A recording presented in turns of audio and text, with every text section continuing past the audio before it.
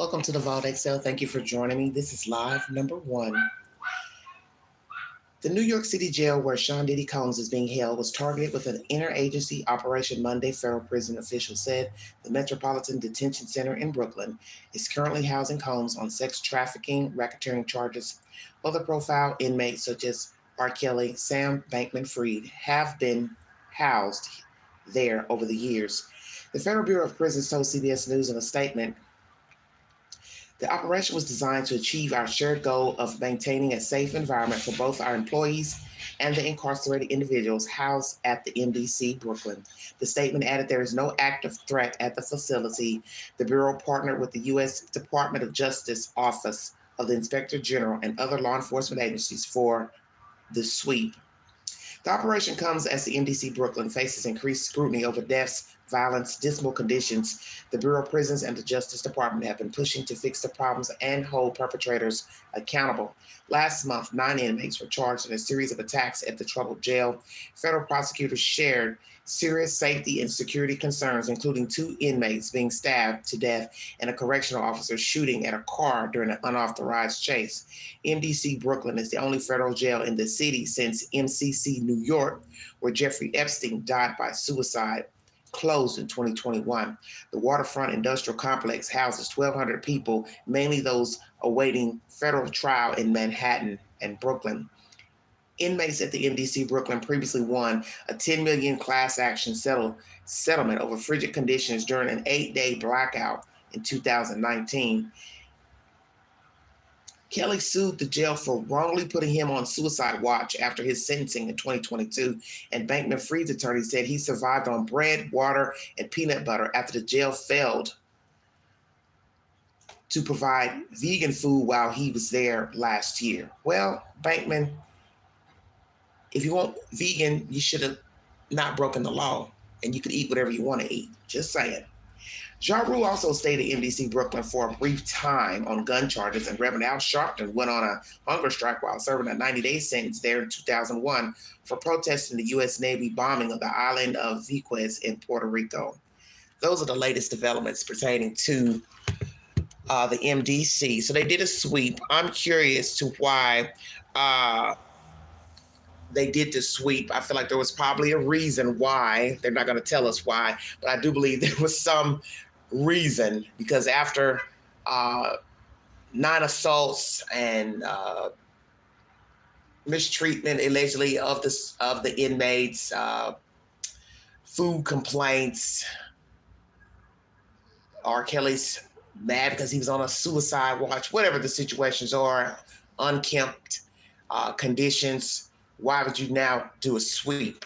So I find that very interesting. That's the latest, everybody.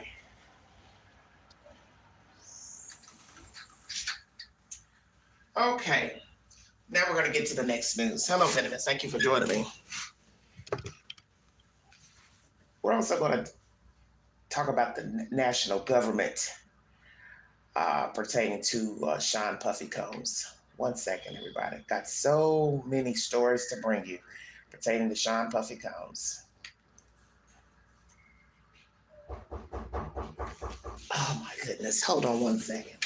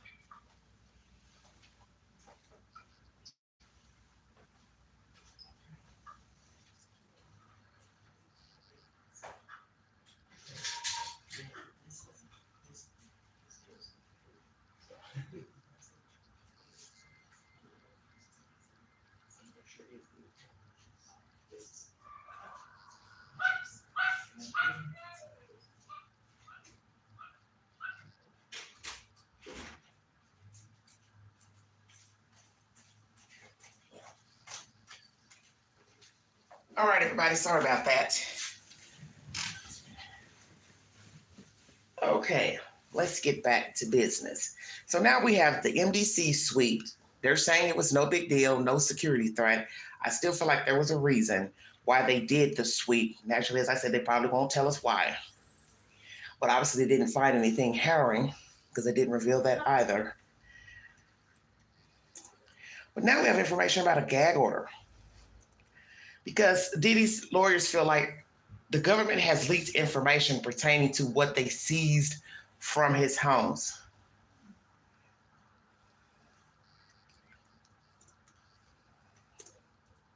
Is that true? Did they give out personal information? Because I had mentioned that before during a live stream. I said the information that we have been getting pertaining to Sean Puffy Combs, could it be that the feds leaked some things, such as that infamous tape with the famous person that's in the tape? I said, what if a Homeland Security officer, whomever, got a hold of the tape and tried to sell it? Because desperate people do desperate things. And when you're talking about money, anything is possible. And that's just a known fact.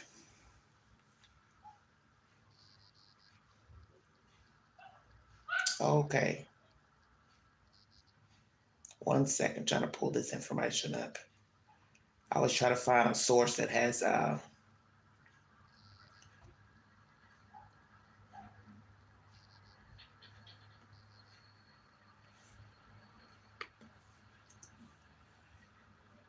let's see. Let me go into news 1 second. It's not showing anything.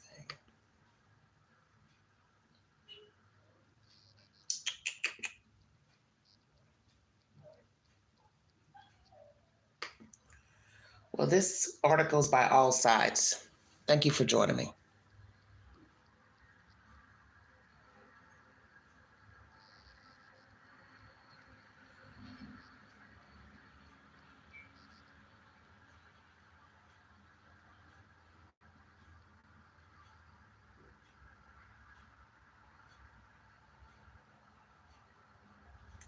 Hello, Black. Thank you for joining me.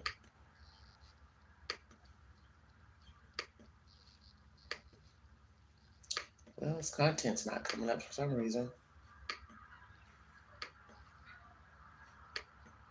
It's usually a bad sign.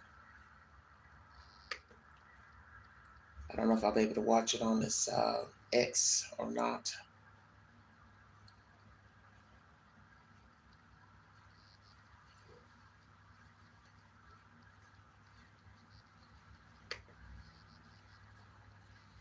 Okay.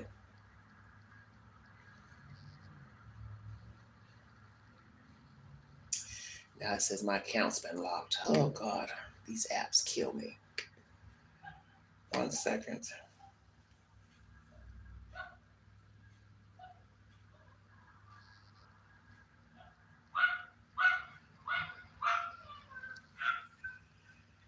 Sorry about the background. Somebody's dog chopping out there. I've got my window cracked. Gotta get fresh air. Okay.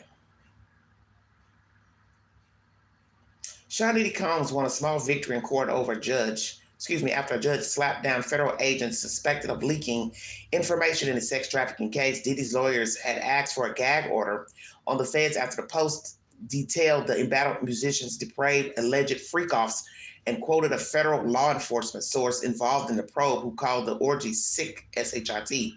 In response, Manhattan federal judge Aaron Subramanian issued an order late Friday morning. Federal prosecutors and other law enforcement officials worked on the case to follow. So, do they know exactly who leaked the information? Let's go there.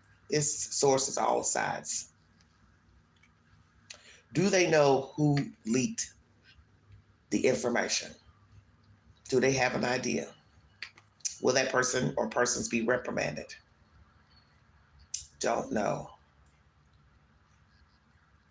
In response, once again, federal judge Aaron Subramanian issued order late Friday warning federal prosecutors and other law enforcement working on the case to follow existing laws, barring them from releasing any grand jury information or other non-public information that could impact a fair trial.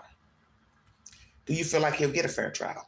It says those remarks, if made by an agent involved in investigation or prosecution of this case, are plainly improper, Subramanian wrote. To be clear, this order isn't based on a finding that there has been any wrongdoing thus far, as the court has made no findings at this juncture relating to Diddy's allegations. That information related to the case has been leaked, he says. The point of this order is to help ensure that nothing happens from now on that would interfere with a fair trial. So far, nothing has been proven of a leak. So now we have to go back to whoever wrote that piece. Were they telling the truth with their source, and was the source an actual federal agent? The court will take appropriate action for any violation of the rules, he added. Earlier this month, Diddy's lawyers requested a hearing in the case over allegations that the Department of Homeland Security agents leaked damning 2016 footage showing Diddy beating his ex-girlfriend, Cassie Ventura, at a hotel hallway. So that's also a question I had. When that tape was released months ago, who leaked the tape? Who had access to the tape, and why was it leaked? Did Cassie leak it? Did she have access to the tape?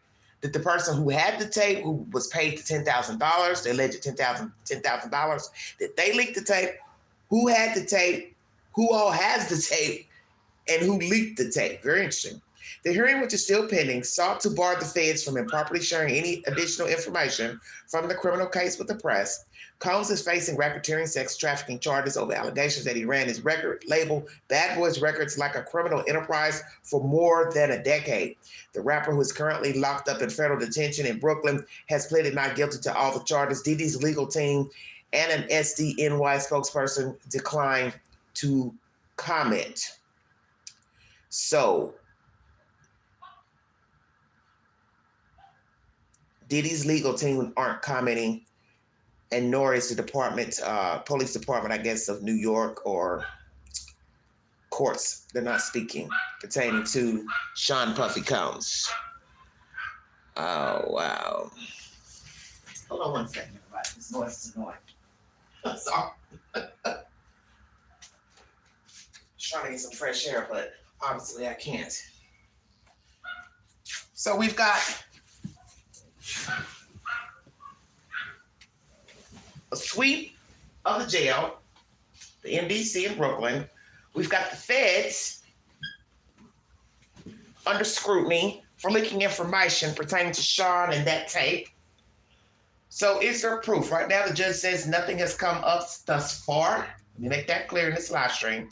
The judge is saying nothing has come up so far, but obviously someone spoke on something and it was put to print, and now his lawyers are rattled that feds gave personal information out pertaining to the tape, and God knows what else, if true. So far, there is no proven info that the feds or anyone working for the federal government leaked out anything pertaining to the raids and the tape where he assaulted Cassie at that hotel.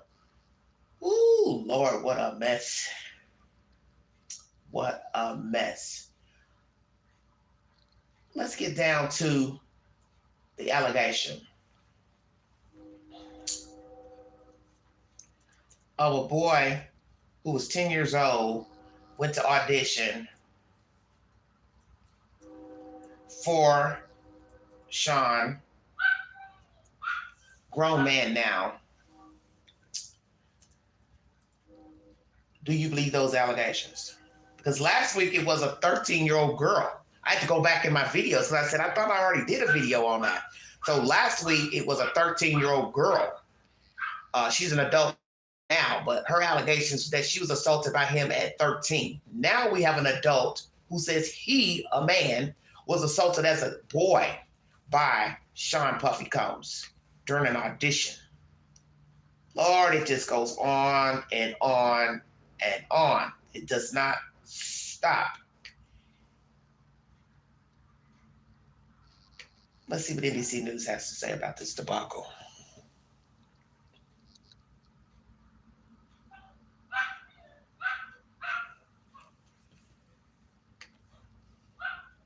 Sean Combs accused in lawsuits of sexually assaulting 10 and 17-year-old boys. These civil lawsuits were filed in state Supreme Court in New York, joined more than 24 others accusing the embattled music mogul of sexual misconduct. Welcome to the Vault XL. Sean Diddy Combs has been accused in separate lawsuits of sexual assaulting 2 boys. One was 10 at the time, another 17. 17 years old. The plaintiffs alleged abuse occurred in 2005 and 2008, respectively. The civil lawsuits filed Monday in New York State Supreme Court joined more than 24 others accusing the embattled music mogul of sexual misconduct. Supreme Court is a tri-level court in New York State. Among the attorneys for the 2 plaintiffs, both of whom filed their claims anonymously, are Tony Busby and Andrew Van Arsdale, who have said they represent more than 100 people who have claims against Combs. Busby has filed more than a dozen lawsuits against Combs. We will continue to file cases weekly naming Mr. Combs and others as defendants as we continue to gather evidence and prepare the filings, Busby said in a statement after filing the most recent suits. Both plaintiffs in the suits filed Monday live in California and are seeking a jury trial. Wow. In response, Combs' attorneys accused Busby, a personal injury lawyer in Texas, who this month held a news conference where he solicited new clients, of seeking publicity. Busby's new conference was held in front of a banner featuring a 1-800 number in large red print that he urged people to call if they wanted to file a claim. So I had no idea that he was a personal injury lawyer. Wow. So the sexual hotline number that Mr. Busby has is 1-800, I believe that's 200-7474. The lawyer behind this lawsuit is interested in media attention rather than the truth, and is obvious from his constant press appearances and 1-800 number, they said in a statement. As we've said before, Mr. Combs cannot respond to every new publicity stunt, even in response to claims that are facially ridiculous or demonstrably false. Mr. Combs and his legal team have full confidence in the facts and the integrity of the judicial process. Okay, enough of these big words. You don't know what Sean has done and not done. But let's be truthful. These are a lot of people who probably were afraid to come forward just because he was somebody famous. But as a lawyer, this is what you all do, is speak on behalf of your client as if you know your client personally, when we already know you don't know Sean from a can of paint. His money is paying you to talk. Stop the BS.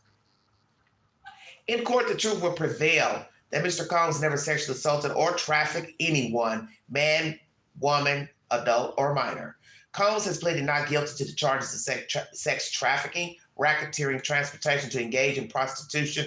He was denied bail and is detained at a New York City jail. And mind you, he was also denied 3 times because I believe he's deemed as someone who would try to coerce witnesses, victims to not follow what a suit testifies, so on and so forth.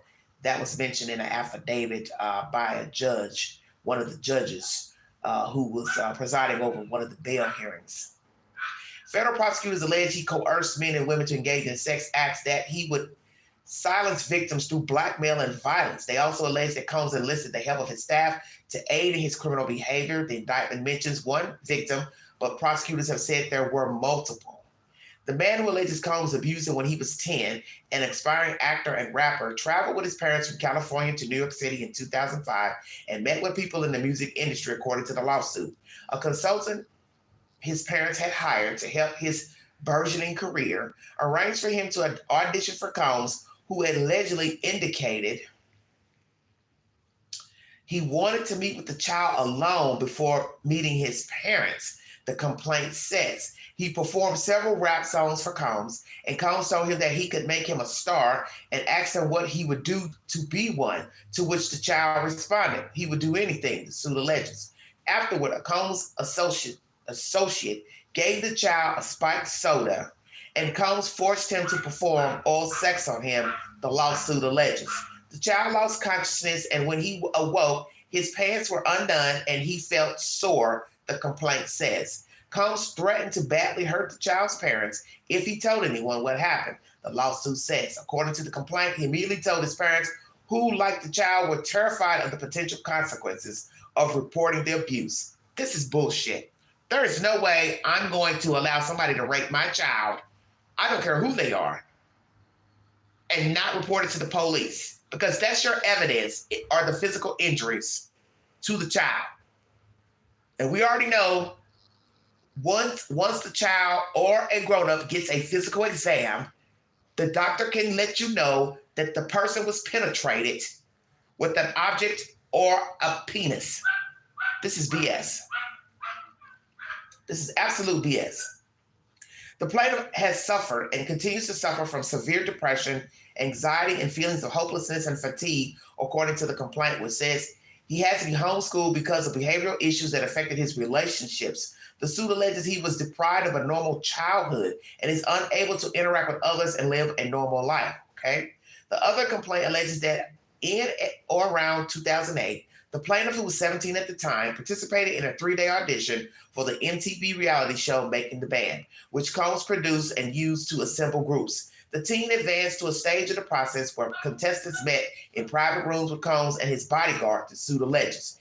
In a one-on-one meeting with Combs, the suit alleges Combs instructed the 17-year-old to undress and grope and fondle his penis. The suit alleges Combs masturbated while he groped the contestant and told him that he had the ability to make or break his career. Well, we have learned from the Cassie allegations and Little Rod, he likes to fondle himself for self-gratification while watching others have sex. That's been said.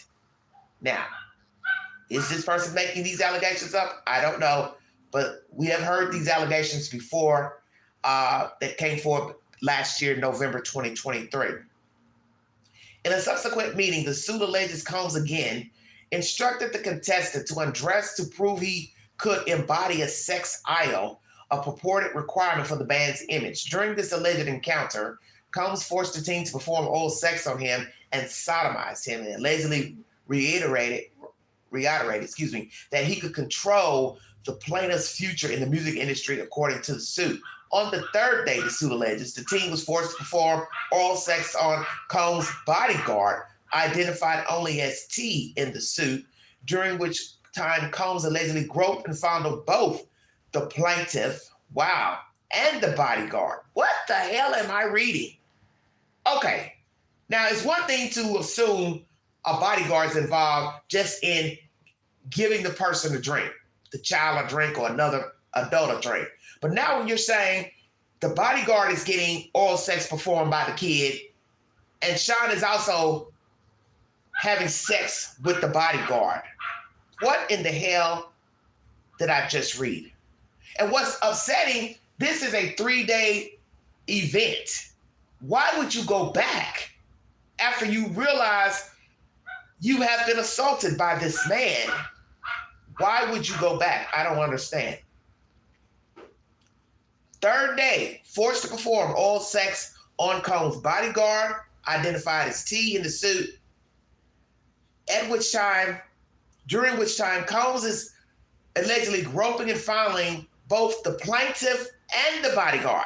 So he's a dual offender, literally. He can juggle BALLS. Excuse my language. He's groping a child and a man at the same time. This is crazy. Combs later eliminated him from the competition, claiming he was untrustworthy, the lawsuit says. He was unable to return to the music industry for 7 years, according to the filing. This is absolutely ridiculous. You are raping a kid, then your bodyguard is being brought in a day or two later. He's sexually assaulting the child is performing acts on him, and then you're participating also with the child and the bodyguard. This is ridiculous.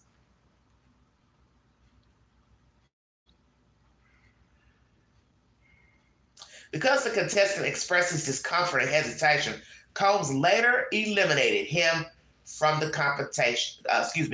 the competition, saying he was untrustworthy. Well, that's probably what he did with a lot of people. Just used them for sexual gratification and had no intention of ever making them famous. Because I believe that was said also about R. Kelly. One of the girls that ended up living with him, what's her name? Azriel Clary. She never made it into the music business.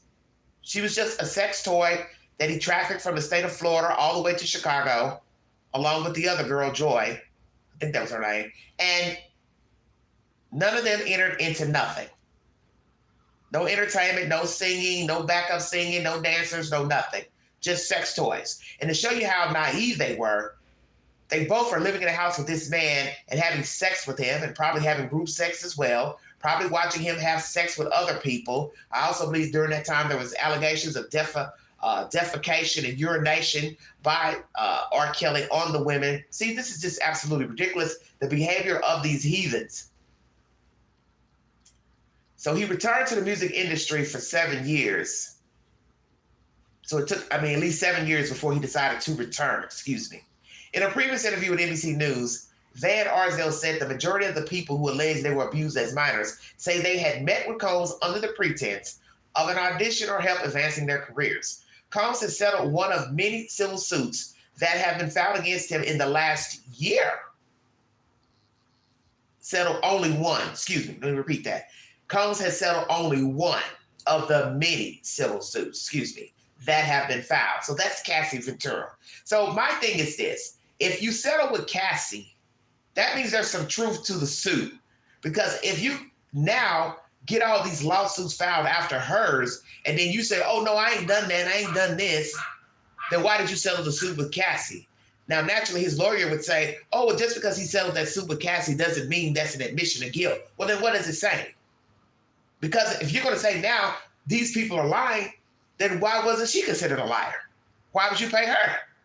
What's the difference? Because there is no difference. That suit filed by his former longtime girlfriend, Cassie, whose real name is Cassandra Ventura, and who was signed to his label, was filed in November and alleged Combs had physically and sexually abused her for years. The two settled for what his lawyers have described as an 8-figure settlement. Without Combs admitting any wrongdoing, his lawyers are challenging the other suits. NBC News is the source for this information. So now we're talking about men who were 10 and 17 years of age, both going for auditions to try to enter into the music field. And what is bizarre and baffling is that nobody went and filed formal charges, at least of these two, against Sean. Not civil, but criminal, because they both were under the age of consent. And they were there as children trying to enter into the business. So no one had any right to be groping, sexually assaulting these children, threatening these children. And even if they were adults, it's wrong. And this sounds like something a groomer would do.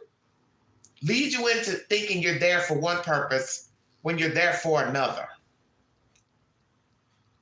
That's why groomers pick their prey and they pick a venue for their prey. So he's in the music business already. So naturally, it would be befitting to him, sickly, to go out and have children come in his fold, close the door, be alone with them, drug them, and have sex with them, and then send them on their way after threatening them to not talk about what he has done. This is so disgusting. Now, you're entitled to believe these allegations or not, but as it stands, several people have brought forward lawsuits since last year, including Cassie Ventura, Lil Rod, other women. Now a trainer, I brought you a video about that. He attested he was also sexually assaulted by Sean and others in Los Angeles. Now we've got these 120 accusers. It has also been said that the lawyer has reached out to some famous people to pay off the victims. If they don't pay, they will release their names. So who are some of the famous people who have paid and how many victims have been paid? This is just, the allegations get worse and worse by the minute. The next video is, the next commentary is going to be pertaining to Chris Brown. Wow, wow, wow. It's also been said recently that his children attended a party, his sons, and Ray J was at the same function, and there was almost a brawl between the boys. Why, I don't know, because allegedly Ray J has been, in support of Sean by jumping on News Nation, which I had already said it was a bad idea for Ray J to keep going on that news program. And I don't know why Cuomo keeps inviting him up there, because he's not talking about anything, him and Suge Knight. But obviously something transpired at a party. Don't know what exactly, but they say the guys almost got into a fight with one another, Sean's sons and Ray J. What was that nonsense about? All right. Chris Brown. Hollywood Reporter is the source. So now we've got Chris Brown wrapped up into this debacle of Puffygate. A woman has alleged that she was sexually assaulted by Chris Brown on P. Diddy's yacht outside of his home, but the allegation does not state that Sean was also a defendant in that alleged drugging and sexual assault. We're also going to get a little clip from Investigation Discovery pertaining to this new story. It's absolute nonsense. Now, mind you, Chris Brown has been known to be violent with women, as most of you know, the situation that jumped off many years ago of him assaulting Rihanna, trashing a hotel, I believe in Virginia, and also another civil suit by a woman who claimed he sexually assaulted her in 2019 in Paris. So all that's going to come to light now with this allegation and plus this documentary. An anonymous Chris Brown assault accuser, identified as Jane Doe, claims the rap star drugged and raped her on Sean Diddy Combs' yacht in December of 2020. The allegation was made in Investigation Discovery's Chris Brown, A History of Violence, that premiered Sunday night on the True Crime Network. The documentary explored Brown's years of alleged offstage aggression, including intimate partner violence, assault charges, and sexual assault allegations that first came to light in 2009 when the star rapper pled guilty to a felony charge of physically assaulting former girlfriend Rihanna. Now, mind you, he denied the allegations of the woman who said he assaulted her in Paris. The ID doc provides graphic accounts of the assault by Brown on Rihanna while he drove a sports car and she was in the passenger seat. He's driving, punching her in the left eye with his right fist as he drives with his left hand. And this goes on for blocks, retired Los Angeles Police Department Sergeant and author Cheryl Dorsey says at one point in the documentary. The ID True Crime feature also has a Jane Doe recounting being in Miami in 2020 and at a party on Star Island on Diddy's yacht. Once on board, she says she noticed Brown and they started a conversation about her fledgling dancing career in Los Angeles. Jane Doe recounted Brown handing her a drink and then another. Before long, she felt sleepy and eventually found herself in a bedroom with Brown. I remember I did lay back and I'm like, why can't I get up? Next thing I know, he was on top of me and I couldn't move. And I said no, and then I felt him. Next thing I knew, he was inside me, she said, alleging a SA had taken place. Jane Doe's attorney, Ariel Mitchell, affirmed to the Hollywood Reporter, oh Lord, of all people, this Mitchell lady, that she is representing her again after, in 2022, withdrawing from a lawsuit after text messages her client had sent to Brown surfaced after Jane Doe had denied they had existed. Mitchell says the text messages do not cast doubt on Jane Doe's allegation against Brown. I stand by her then and now. Then was not a question of the veracity of her claims. It was just how she neglected to provide us all of the requested evidence, Mitchell said when reached on Monday. Representatives for Diddy declined comment when reached by THR. So, Miss Mitchell, kid, I don't know what's going on with you, but you seem to have a problem with your clients. You've come forward with one client recently to News Nation that claims sexual assault by Sean. And then the next week you jump on, you tell us she's also the one with the sex tape of a victim. So people are going to question, how does a victim get a tape of another victim? And this is also the tape that allegedly has a famous person in it, male, who was purportedly underage in the tape and does not seem to be aware that he's being filmed. So explain that to us. Now you're talking about this person being assaulted by Chris Brown. And I don't really understand what the hell's going on here. Said, I'm representing her again after in 2022 withdrawing from a lawsuit after text messages her client had sent to Brown surfaced after Jane Doe had denied they had existed. Well, she probably was assaulted allegedly and then continued to still deal with him, which would be a problem once again in the court of law. If you have been sexually assaulted by someone, why are you texting them and calling them? But we have learned with women who are abused by men, they also still interact with the abuser afterwards. Jane Doe isn't alone in recalling alleged assaults by the R&B singer. The doc recalled in 2017 another girlfriend, Karrueche Tramp, being granted a restraining order after she claimed in a court filing that Brown punched me twice in the stomach, threatening friends, and pushed me downstairs. Brown denied wrongdoing at the time, including with incidents involving Tran in 2015. Another alleged victim, Lizzie Ann Gutierrez, told the ID doc in 2016 she was backstage at a Brown concert and was invited to a party the pop idol was hosting in a hotel. Before entering the private event, Gutierrez was asked to give up her cell phone and instead put the device in her pocket. When I first saw Chris Brown at the party, he was acting weird, extremely weird. And then I decided to grab my phone and take a picture of him, she says in the documentary. But when Brown saw her snapping the pic, he came over and allegedly punched her in the face. His security grabbed my phone and I got escorted out of the party. I'm not saying it was right what I did with my phone. I know that. But that doesn't give you the right to punch me in the face, just kick me out of the party, Gutierrez said. She filed a report with the Las Vegas Police Department, which decided against bringing charges. Wow. Brown's attorney denied the allegations in the ID doc about Gutierrez and in a statement said he never laid a hand on her. THR received no comment from legal representatives for Gutierrez. When the ID's doc's producers reached out to Brown and his representatives about the claims made in the feature, an attorney for the singer said the allegations in the program were malicious and false.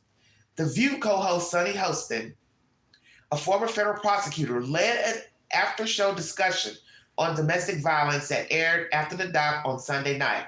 Earlier, Hostin told THR she wants viewers who watched the Chris Brown, A History of Violence documentary Sunday night to know that intimate partner violence has no boundaries. When also speaking to the THR last week, ID President Jason Sarlanis said the Brown doc, which will also help launch ID's third annual No Excuse for Abuse campaign, aims to normalize surviving.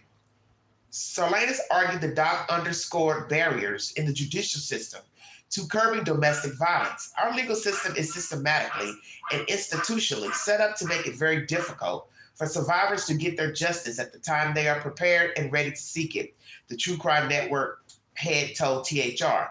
The statute of limitations when it comes to domestic violence is painfully short, and very often part of how abusers abuse their victims is by gaslighting coercive control, to the point where many victims don't even acknowledge the domestic violence until the statute of limitations has,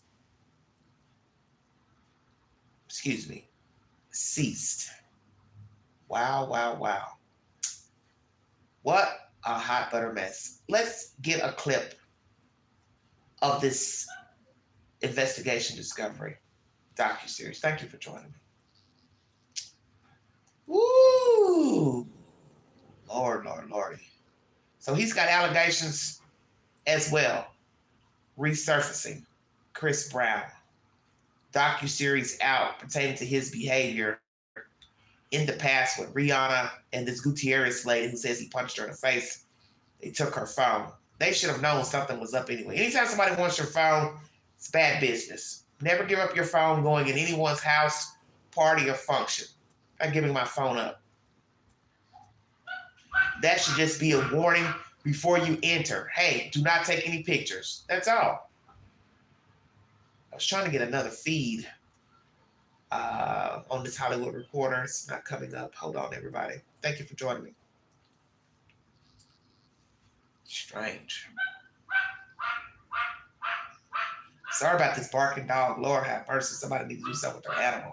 It's ridiculous.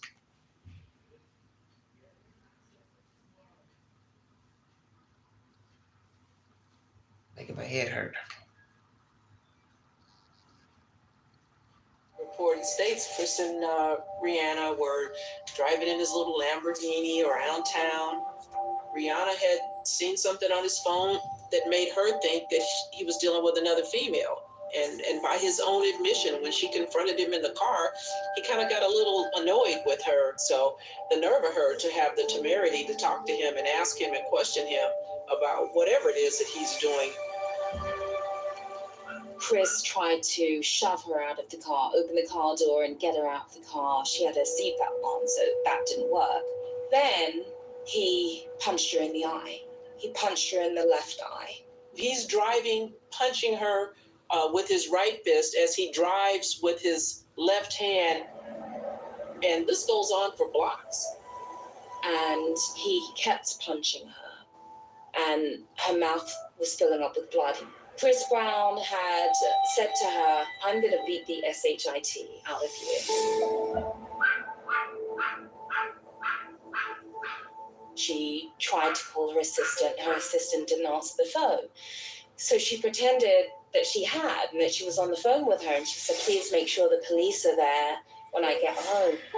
Likely she was hoping that this would get Chris to calm down and sort of come to his senses. But when she said that, he said, "You just did the stupidest thing ever. Now I'm really going to kill you." So he grabs her phone to prevent her from calling anybody else to report what's going on inside that vehicle. He then put her in a chokehold, and it was so tight that she began to lose consciousness. She now starts gouging at his eyes. He bit her fingers. And it's at that point that she's able probably to get enough air to just start screaming as loud as she can to alert neighbors. He pulled over, and that's when Rihanna sort of saw her chance. She grabbed the keys. She sat on the keys, but acted like she'd thrown them out the window. He couldn't find the keys. Chris left. Wow. What a story. We all remember that abuse back in 2009 against sweet Rihanna. She's now has a whole man and children by someone else. I'm assuming she's happy with this fella she's with now. And I'm praying that he's not abusing her. And that's all you can hope for is the best. But she moved on from that abuse from Chris Brown. And I also read a statement probably about a week ago where he stated he doesn't want to be in a relationship because he doesn't want to endure being hurt again. Well,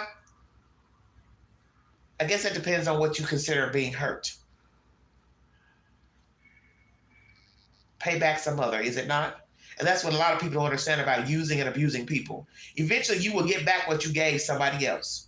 If you use somebody, manipulated somebody, dick somebody around, misled them, the day that you decide to like somebody, get feelings for somebody, they eventually give you the same business you gave somebody else. Maybe not the same direct way, but the point is you get hurt. So maybe he didn't get hurt physically, but his feelings got hurt. As I said, pay back some other.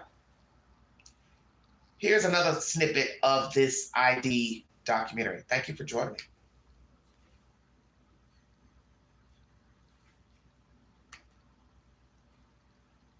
One second.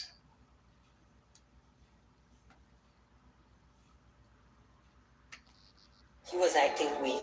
Stuck in the moment when I saw the body, he was acting weak.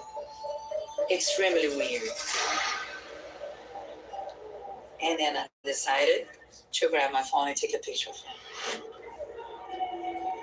To be honest, I think I got like stuck in the moment when I saw him acting crazy. And once I got my phone, he saw me with my phone. Chris Brown punched me in the face. He secretly grabbed my phone and I got his card out of the party. I'm not saying that it was right what I did with my phone. I know that. But that doesn't give you rights to punch me in the face. She does have a photograph of her eye where she was allegedly punched by Chris Brown. And my thing is, I agree with what she's saying. You didn't have to punch her. All you had to do was go up to her and say, ma'am, we need you to leave the party. That's all they had to do was have somebody escort her out, and that would have been the end of the conversation. You do not put your hands on somebody because they took a picture. So I will agree with her on that instance. Just kick me out of the party. Did you file a formal report? I filed a report, and for my surprise, they decided that they didn't want to press charges. Wow. So I decided to file the lawsuit because... Why did the Las Vegas Police Department not allow the charges to follow through? District Attorney, you're going to have to answer to this now. It's in a documentary.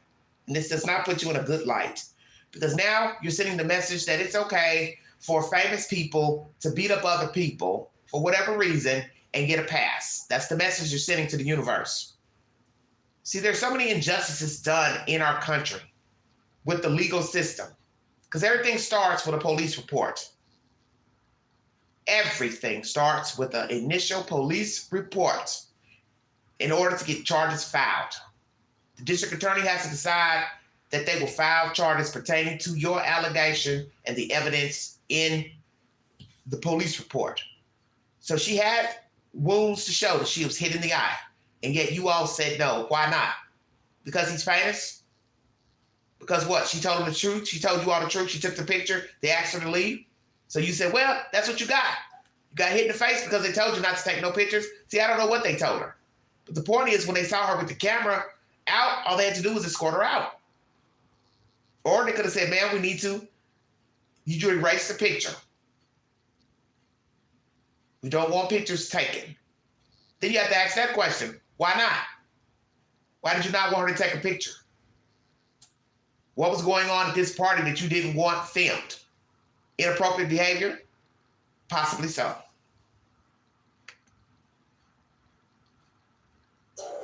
I knew I had my rights.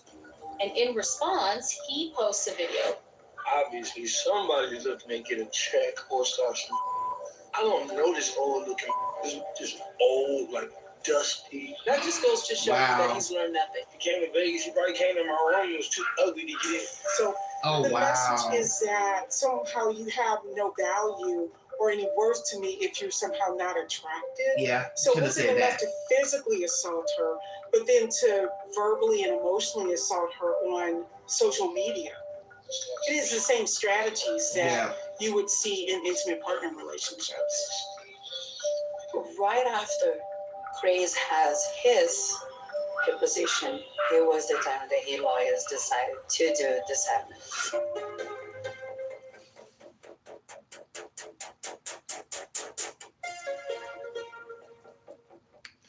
When I saw Chris Brown So they denied the the allegations. first time at the party, he was acting weird, extremely weird.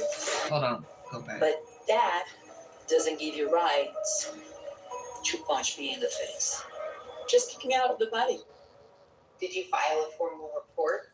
I filed a report, and for my surprise, they decided that they didn't want to press charges. Las Vegas Department declined to comment. So I decided to file the lawsuit because I knew I had my rights. And in response, he posts a video. Obviously, somebody's looking to get a check or something. I don't know Hello, this Byron. old looking, this old, like, dusty. That just goes to show you that he's learned nothing. He came to Vegas, he probably came to my room, it was too ugly to get in. So the message is that somehow you have no value or any worth to me if you're somehow somehow not attractive. So it wasn't enough to physically assault her, but then to verbally and emotionally assault her on social media. It is the same strategies that you would see in intimate partner relationships. Right after Chris has his deposition, it was the time that his lawyers decided to do the settlement. Never laid a hand on Ms. Gutierrez. Escorted him from the premises after becoming disruptive, out of control, had been previously accused of. Let's see. Let me read that again. This is crazy to me. 1 second, everybody. This screen is moving so fast with the information.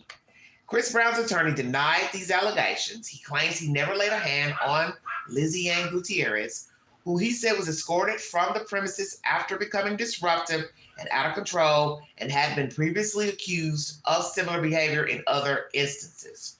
So how could she have been accused of this behavior in other instances? If you're only in town for this 1 night, 2 nights, how are you going to explain her behaving erratic beforehand? It makes no sense. You mean she was there that night acting erratic? I don't understand what you're saying. Previously accused of a similar behavior in other instances. So what are you saying? She was there acting out? What was she doing? Pulling on people? Touching people? What? And you all told her to calm down, and then finally you just said, okay, we're going to get you out of here. It still wouldn't excuse her having a punch to the eye. Doesn't matter. Doesn't matter if she was drunk, inebriated, high. Doesn't matter. That's what security is for. Ma'am, could you please come with us? We need you to leave, ma'am.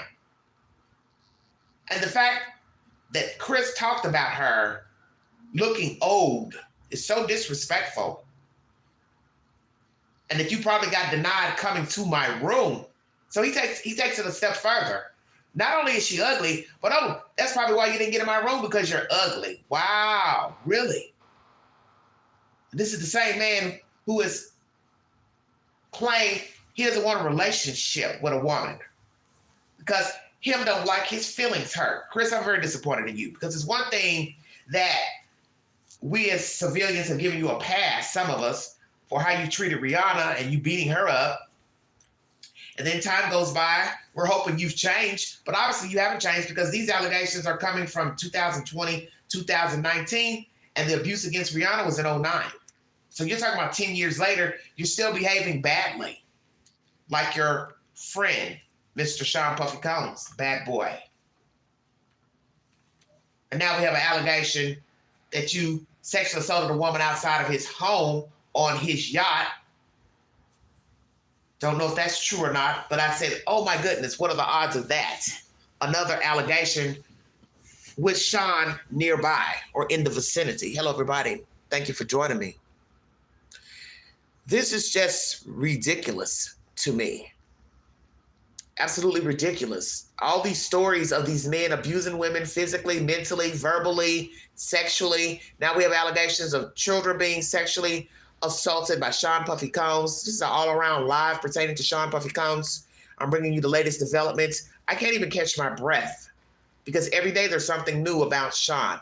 And with 120 accusers now, I literally have to go live like every week, because there's always something new. You also get information, as I said before in this live, the MDC did a sweep on Monday of the facility where Sean is being housed. Nothing was found, no threat. His lawyers also want a gag order issued in his case because someone of official capacity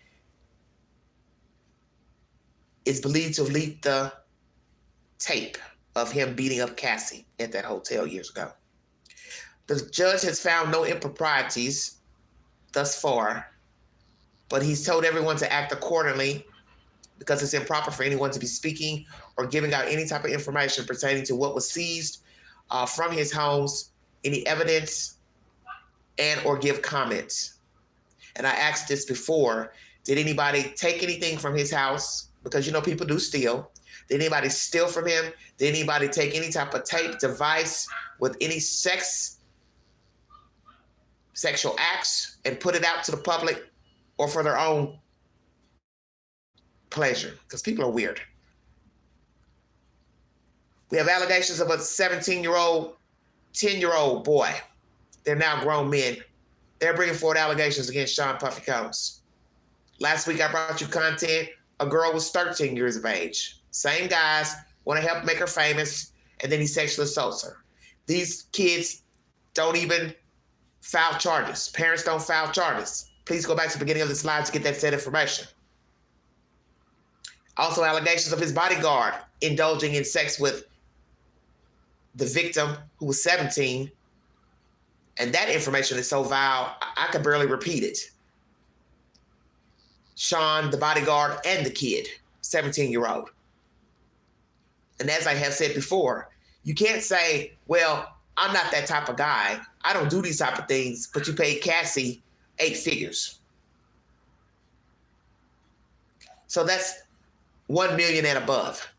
So what did you pay her? Because my thing is this: you can't months later get lawsuits and then say, well, oh yeah, I paid Cassie, but I just paid her to make her shut up. But these other people, yeah, they're claiming similar things, but I ain't done nothing to them either, and I ain't paying them. Make it make sense. 10-year-old boy, 17-year-old boy, 13-year-old girl. Allegations of sex with the bodyguard and the 17-year-old boy. Now we have Chris Brown allegedly assaulting a woman on a yacht outside of Sean's house years ago. Allegations against him. New documentary on ID. Check it out. Also, some ruckus between his sons and Ray J. Getting to some altercation at some type of party. Some function, don't know what that's about. I don't even want to repeat it because it's ignorant to me. And his children are still supporting him. As they released a statement recently, they've released maybe 2 statements. They're supporting him. All these allegations are lies, made up stories. Yeah, everybody's lying. Although there was rumors for years about your father being a homosexual, down low brother, but now everybody else is lying.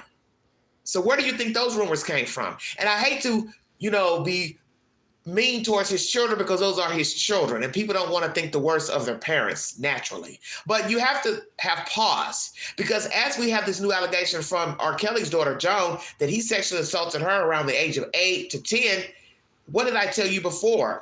A predator doesn't care who they terrorize. So if you will sexually assault a child, you'll sexually assault your own child. And I said it about R. Kelly. I won't doubt that he sexually assaulted his child. Boom, here comes the allegation. So, same thing for Sean. I won't doubt that he sexually assaulted his children. He's a dual offender. He is obviously bisexual, homosexual. So I can see him molesting his boys and also molesting his girls. Why not? They're right there. I don't got to leave the house. I don't have to get self-gratification in the street. I don't have to go pick up some strange kitty cat or ding dong in the street. I can get it right here. Excuse my language. I can get it from my kids. I said that because he's a predator. He's not the first, he's not the last. And that's what's so sad about sexual assault. The statute of limitations don't need to exist when it comes to SA. Because you look for a murderer until you find a murderer. If it's an attempted murderer, you look for him or her until you find him or her.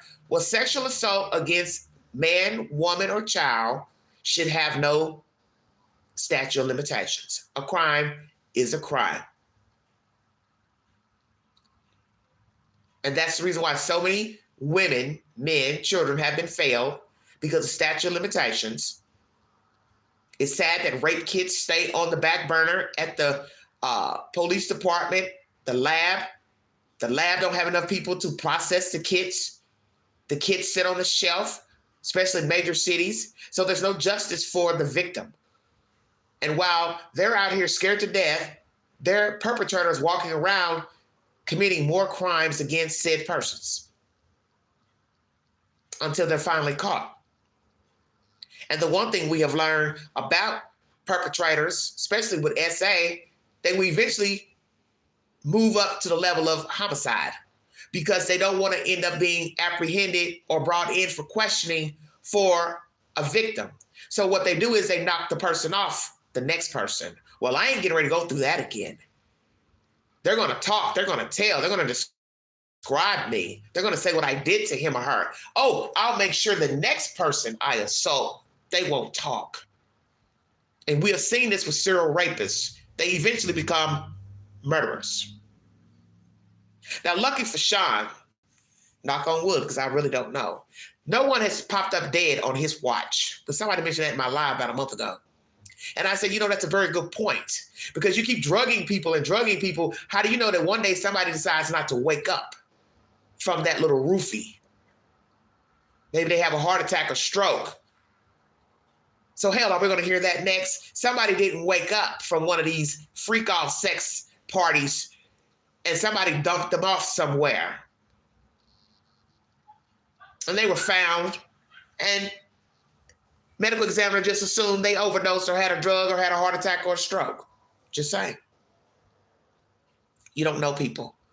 And I'm going to say this to young people. I'm going to say this to older people as well, because we have all type of predators out here. You need to be very careful of the company you keep. I talk about this on this network all the time. You don't know people. You cannot trust anybody. As you see, true crime has no boundaries. People who say they love each other, care for each other, married, dating, ex, whomever, people are vengeful, people are spiteful, people are ill. As you saw, hey, crazy case down in Atlanta, gunman having an episode in his condo, and he decides to start shooting from a balcony. Grace of God, he was apprehended and no casualties, one officer wounded, but you don't know people. Anybody can pop off, jump off. Anybody can plot your death, your demise, and you have no idea. But when you do see the signs that somebody's erratic,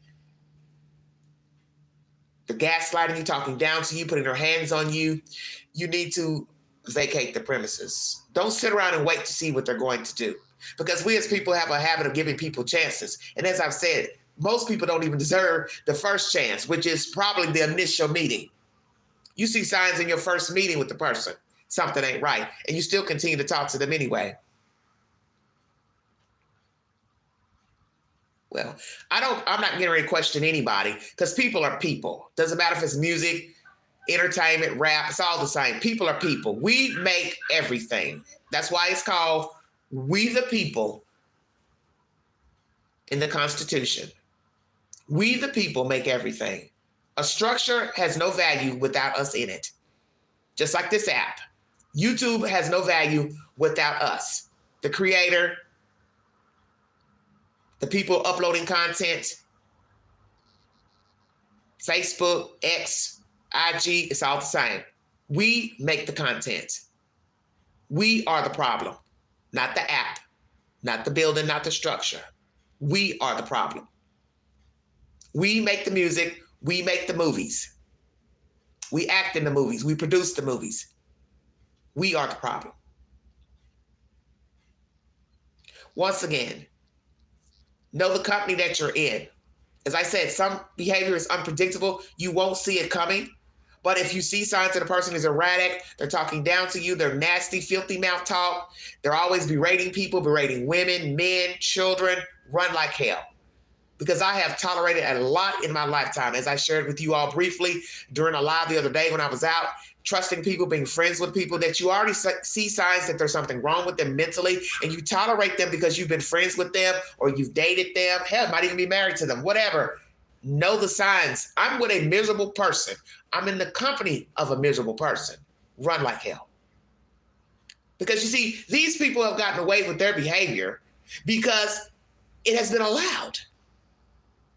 Just like they're quick to go beat up a woman, drag a woman. Well, they wouldn't do it if a man did it to them, beat them up, drag them by the head, the neck.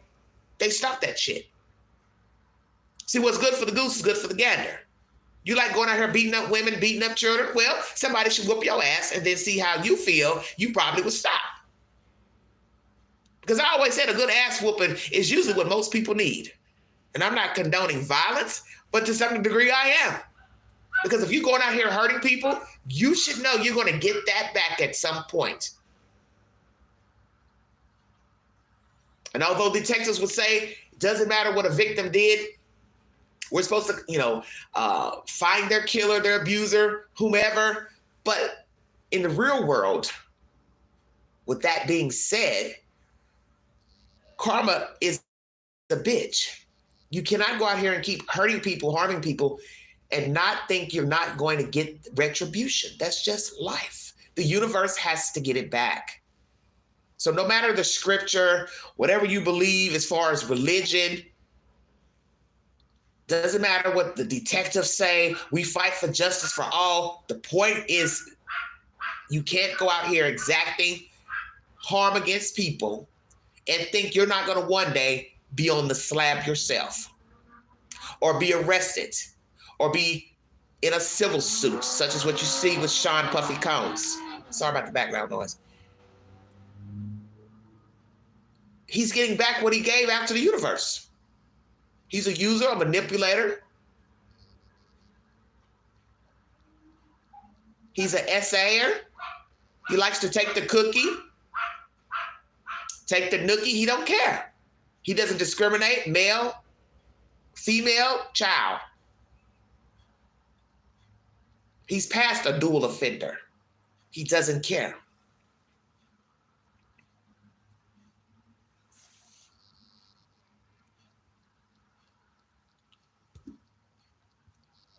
That's my commentary.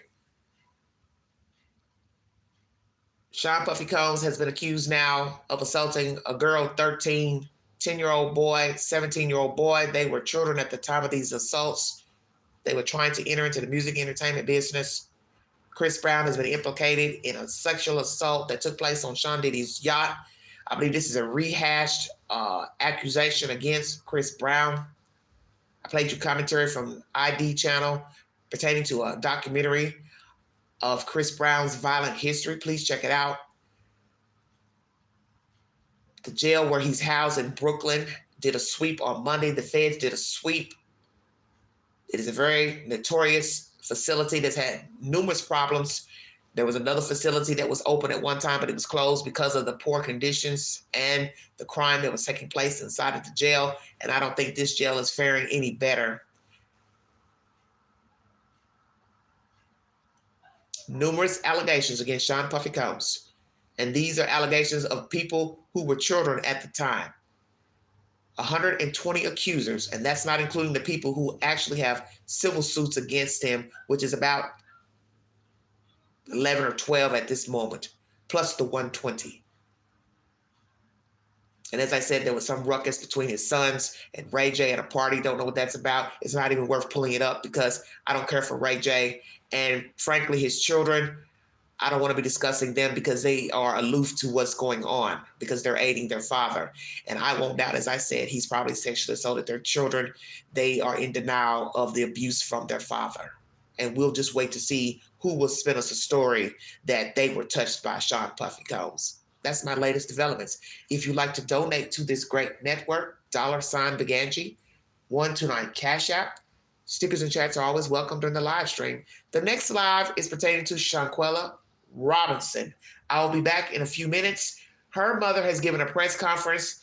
She has filed a suit against the national government that they have failed her in getting justice for her child. Mexico officials say they have given everything they need to give pertaining to the death and the autopsy of Miss Shanquella. So what will the federal government say in response to this suit? Because we already know you never win suing the government. It rarely works. But I do believe because of where she was assaulted and died is the problem. Mexico don't care about their own people. So they're not going to care about some black woman being beat up by her so-called friends in a hotel resort. It is what it is. They don't care for their own people. And as they tell you, you take the risk going down there for whatever reason. I don't advise going to Mexico. I don't advise going to any of the islands, quite frankly, because every time you turn around, there's a bad story being repeated in these locales. So why go? But people keep going. People keep going on cruise ships. Just the other day, I saw where somebody fell over off a cruise ship. I don't know if it was a Taylor Swift cruise ship or whatever. But the point is, it's story for story for story, yet people still continue to travel in these places knowing they're not safe. Because what did I say? It's the people. People make the cruise ship. People make the resort. People make the islands. And when you're living around people who are desperate, they're destitute, they have nothing to lose. They have nothing to gain. Because they don't care. So they don't mind hurting and harming you. This is why it's not advised to travel South American countries. Because the people are destitute, they're poor, they're thirsty, they're hungry. So they don't mind robbing you and killing you for a couple of dollars on a debit card. They don't care. That's my next live, Shaquella Robinson. Thank you for joining me. You all have a wonderful week. You have been listening to The Vault XL. Thank you.